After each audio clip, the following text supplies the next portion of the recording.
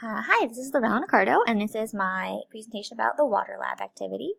To prepare, I added potting soil, dirt, and sand to a large glass of water. I stirred it all up. It looked really gross.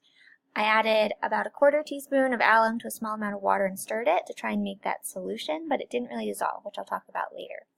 And then I added the dirty water to the alum mixture, stirred it, and let it sit for 30 minutes while I was getting everything else ready.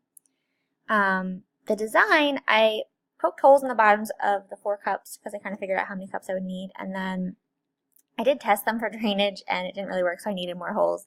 So I added a bunch more holes.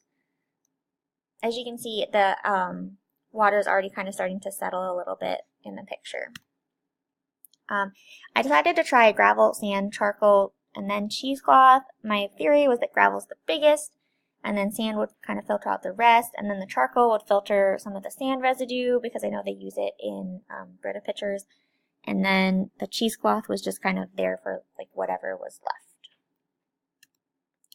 The results was water that was definitely cleaner than the beginning, but the water was still kind of white and it wasn't really clear, but you can see it's a lot better looking than the other water. So I decided to try again. This time I added, so I put all the water kind of back. I added more alum to the mixture and I gave the water time to settle. I added more gravel to my cup of gravel just to see. I did actually end up having to change out the sand because the sand was wet from the first time and so it wasn't draining, so I just put dry sand back in. I changed the order to kind of better reflect the earth, kind of like the video and the article had suggested. So I tried sand, and then the cheesecloth to represent the like the roots, and then the gravel because it's kind of like the bigger rocks, and then charcoal. Again, I kind of just stuck at the bottom because I thought it could catch whatever the other things maybe didn't. So this time it was just a little less white. It's hard to tell in the picture, but it was slightly less white than the other time. And then just as kind of an experiment, I added some alum and stirred it into the white water to see what would happen, and I let it set for a while. It's still cloudy, and it actually has streaks of cloudiness throughout the water that you can't really see. So the order didn't really seem to make a huge difference. I think that if the alum solution had actually dissolved before I added it to the dirty water, it would have definitely helped, since the water didn't really start as clear as it might have, like the dirty water that had settled. A lot of the videos had really clear water. And then I do think that the sand also was contributing to the murkiness of the finished product.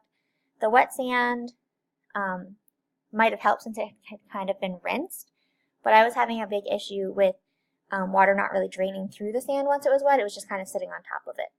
And then, so it was filtered.